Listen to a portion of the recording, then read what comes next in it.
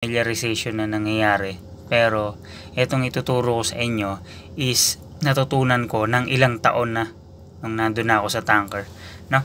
So umpisahan natin dito. Ito mga brief lang naman to, familiarization. Pero itong tuturo ko sa inyo, one of these things na ituturo ko dito, mapapakinabangan nyo to kasi merong mga company pag nag-apply kayo, itatanong sa inyo to, no? Itatanong sa inyo to. So dapat meron kayong konting idea regarding dito sa deck familiarization. So umpisahan na natin. So umpisahan natin sa midship crane. So yung midship crane, mapapansin nyo dito pag sa tanker sumakay kayo sa ganitong size na barko na oil chem, around 30,000 gross tonnage, isa lang ang crane nya. Yung crane na to ginagamit preferably sa pagbuhat ng hose, pagbuhat ng reducers,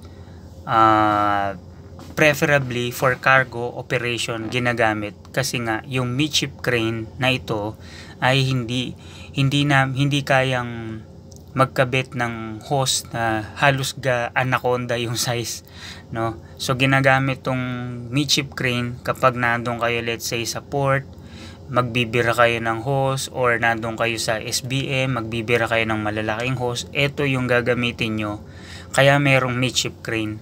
And then syempre pagka sumakay kayo, pagka hindi naman kayo direktang, actually mapa cadet, mapa officer, mapa crew, dapat marunong kayong mag-drive. Pero along the way matututunan nyo yan kung paano mag-drive ng crane. So yung nasa gitna na yan is midship crane. Sa mga BLCC or mga malalaking barko, dalawa yung crane yan, kaliwat kanan, port and starboard. So dito naman tayo sa manifolds. So yung manifolds, para siyang tubo, no? Port side and starboard din yan. Ang purpose nito, dito natin kinakabit yung yung loading arm or jekstan arm or yung cargo hose para makapag-load at makapag-discharge. Yan yung connection. Diyan po tayo nagko-connect para makapagkarga ng oil na ating ilo-load, no? Then doon naman tayo sa reducers. Yung reducers, sa design ng barko na ito, nasa ibabaw yung reducer. Dito nakalagay sa ibabaw. Ngayon, ang purpose ng reducers, kunyari, ang cargo hose ng isang puerto na pinuntahan namin for discharging is 10 inches. So, ang aming manifold is pag tinanggal yung cover niyan, 12 inches siya mostly.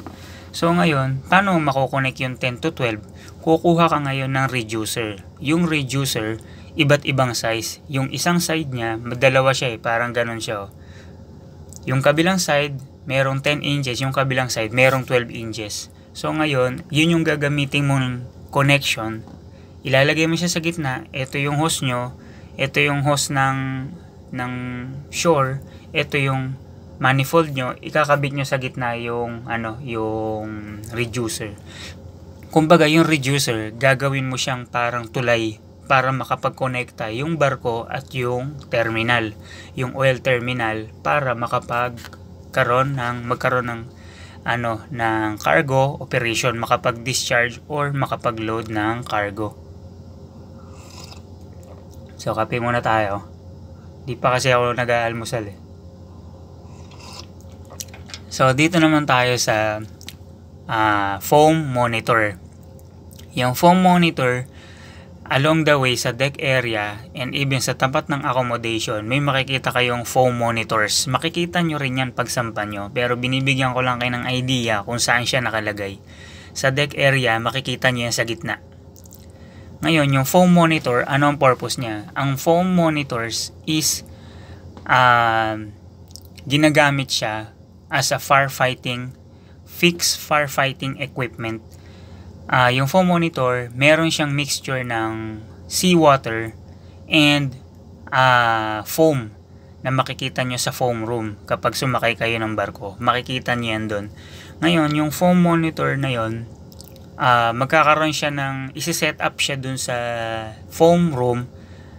Meron siyang line up na tinatawag para magamit mo siya. Kapag yung water at yung foam nagmix siya, para kayong nagmix ng water tsaka ng liquid dishwashing soap.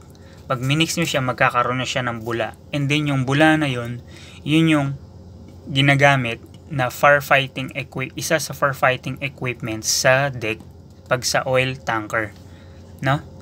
Pero sa ibang barko, alam ko ganon din ata yung meron sila. Pero syempre, hindi tayo ganon kapamilyar sa ibang barko. Syempre sa oil tankers tayo sumasakay. So yan, may training yan sa barko na foam familiarization training. May training yan sa barko, matututunan nyo rin yan. And then meron tayong anong tawag dito? Meron tayong PB bulb. So yung PB bulb, eto sa kaliwa, to make it short, ang PB bulb, kapag naglo-load na ng cargo sa loob ng tangke at malakas na yung pressure, kailangan niyang huminga. To make it short, para kayo nagsalang kayo ng tawag dito, nagluto kayo ng baka sa pressure cooker. 'Di ba may tinatanggal siyang pito? Kapag tinanggal mo yung pito, sisirit doon yung pressure, 'di ba? So ganun din ang PB bulb. So PB bulb means pressure vacuum valve. So sa pressure, kapag papasok ang pressure ng cargo, malakas ang pressure, automatic siyang magbubukas kapag na-reach niya yung pressure na requirement. Pag malakas na, automatic siyang magbubukas. Ngayon, kapag hindi naman siya nagbukas, either ipapabukas sa inyo ng officer nyo manually, ipapabukas yun. Matututunan niyo yan pagsampa nyo ng barko. Ngayon, yung vacuum naman, meron siyang pinipress sa ilalim na tinutulak na ganon para makapag-suction siya ng fresh air. Ngayon, sa experience ko, ginagamit yung vacuum noong nagkarga kami ng soybean oil or ng vegetable oil. Wala siyang inert gas, ikakarga lang siya sa tangke, and then every day binubuksan namin kasi yung pressure ng tangke is nagne-negative. So pinapasaksyon namin siya ng fresh air para yung tangke is hindi mag-shrinking. So yun yung isa sa purpose ng pressure vacuum valve. And then punta naman tayo sa ballast water treatment. Etong nasa starboard side, yung nasa kanan na yan na parang kwadrado, yan yung ballast water treatment room. Pag pumasok ka dyan yung tinatawag na ballast water treatment. Ano ang purpose niyan? Ang purpose ng ballast water treatment, to make it short, kumbaga para siyang salaan. Kumbaga sa bahay, di ba may gripo tayo? And then may mga bahay na may water filter system. Yung tap water mo, dadaan siya doon sa water filter system. And kapag lumabas na siya, kukuha ka na ng tubig for drinking water. Parang ganon siya. Ngayon, anong purpose niya? Kasi nga, kapag nag-discharge na yung barko, pag nag-discharge na siya at wala na siyang laman na cargo, ang kapalit niya, nilalagyan yung ballast tank, di ba? So, yung ballast tank ngayon, pag may tubig na siya, the next time na maglo-loading siya, kapag nag-load ng cargo, yung ballast i-discharge, di ba? Ngayon, kapag dinischarge yung ballast, hindi siya pwedeng i-discharge lamang na basta mo i-discharge. Kailangan, lalo na kapag nasa US ka, kailangan meron kang ballast water treatment. To make it short, bago mo siya i-discharge, bago mo siya itapon sa dagat, sa lugar na very strict, lalo na sa US, bago mo siya itapon, kailangan malinis na siya. Dadaan siya ngayon sa ballast water treatment. No? Sa ballast water treatment, matututunan niyo yan pagpasok niyo sa mga tankers.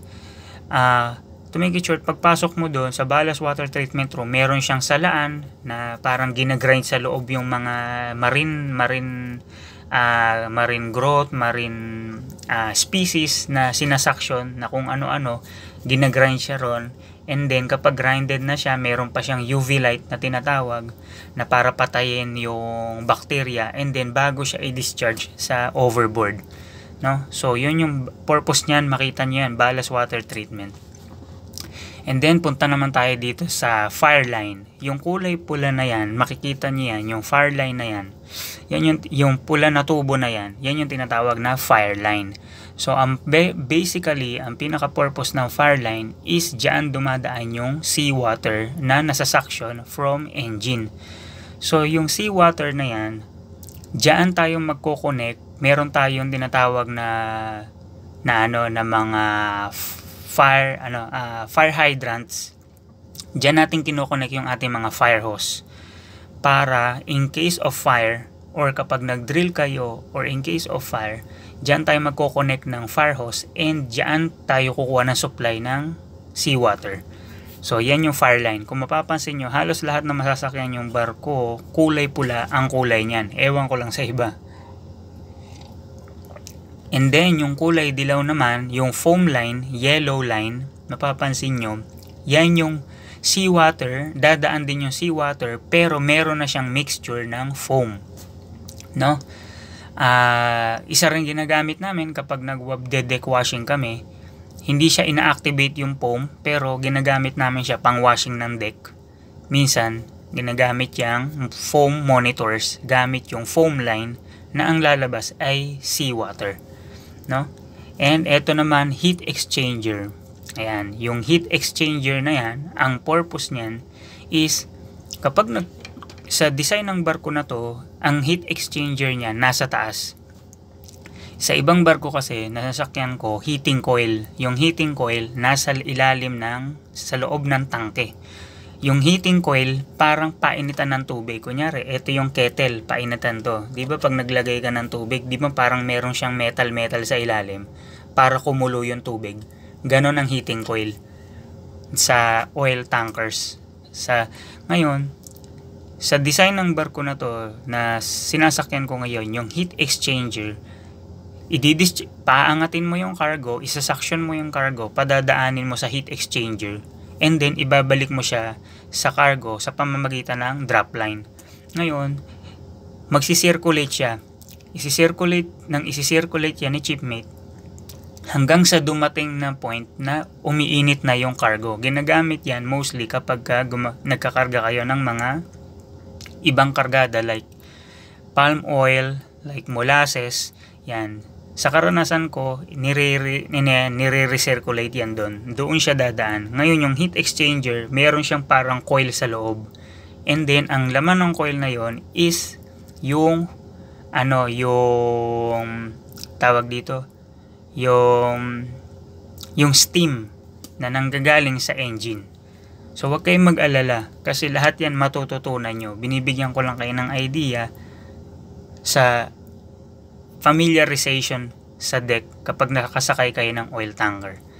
And then PB breaker. So ang purpose ng PB breaker, para din siyang PB valve. Pero kapag ang PB valve, meron akong experience na yung PB valve hindi siya umangat kahit sobrang lakas ng pressure. Kasi nga, ang nangyayari, ang PB valve, yung parang patatsulok sa taas nito, hindi umikot kasi nga malagkit siya dahil sa kargada. Ngayon, pag malagkit siya, dumidikit siya ng gusto. Parang nilagyan mo siya ng Loctite or nilagyan mo siya ng rugby or nilagyan mo siya ng mighty band. So dahil dumikit na siya ron at hindi siya nililinis ng pumpman, hindi siya mini-maintenance ni shipmate hindi niya pinapa-maintenance ni shipmate kay pumpman, ang nangyari, dumidikit siya. In due time na sobrang dikit siya at nagloading kayo at malakas ang pressure, ang mangyayari, hindi siya aangat. Kapag hindi siya umangat at wala kayong vapor line na kinabitan, saan siya lalabas? Dito siya lalabas sa PB breaker. So sa experience ko, nakaranas na akong sumabog yung PB breaker. Ngayon, yung PB breaker na yon, doon siya lalabas, doon siya hihinga. Kumbaga sa tao, doon siya susuka. Ngayon, anong laman ng PB breaker? Sa ilalim, meron siyang tubig at meron siyang glycol. No? So, meron siyang mixture ng water at ng glycol. So, ano yung glycol? Sa susunod, ituturo ko yan kung anong purpose ng glycol. No? Doon siya lalabas, doon siya aapaw. Bago kumalat yung kargada o bago umapaw yung kargada, doon siya lalabas sa PB breaker na yun. So dito naman tayo sa cargo tank hatch cover. So yung cargo tank hatch cover, ito yung pinaka entrance ng cargo tank sa tanker. Binubuksan to kapag maglilinis na kami or magtatank cleaning kami or magmamapping na kami. Kasi kapag katapos ng tank cleaning sa oil chem, either ang instruction ng office is linisin siya at i-dry. Kapag sinabing i-dry ang tangke, bubuksan namin yan at papasok kami sa loob. Lilinisin namin yan. Lahat yan tatanggalin ang tubig. I-dry namin. As in, patutuyuin ang loob ng tangke. So, ang cargo tank hatch cover, diyan binubuksan, diyan kami pumapasok para linisin ang tangke. Binubuksan din yan minsan kapag tapos ng, minsan diyan din nagpapalabas si shipmate ng inert gas kapag nag-i-inerting na kami ng tangke. No? And then, structural beams. Yung structural beams, to make it short, para siyang, kumbaga sa bahay, ito yung poste, ito yung biga, ito yung yung structural ng bahay. Kung mapapansin nyo, yung mga oil chem, may mga ganyan, guhit-guhit, at may pa horizontal, mayroon pa vertical. Kasi, to make it short, kumbaga, kung ang barko ganyan, kung flat lang siya at wala siyang mga beams, wala siyang structural beams, gaganon siya. Gaganon yan. Hugging. Yung tinatawag na hugging. Habang tumatakbo ang barko, syempre may movement ang dagat, di ba? May behavior ang barko. So, merong movement, behavior ang barko, gumaganon. Kung flat lang siya, gaganon-ganon yan. Pero dahil meron siyang beams, na longitudinal beams, at saka vertical, no? May pa vertical siya, may pa horizontal beam, hindi siya basta gaganon, hindi siya basta magbe-bend, no?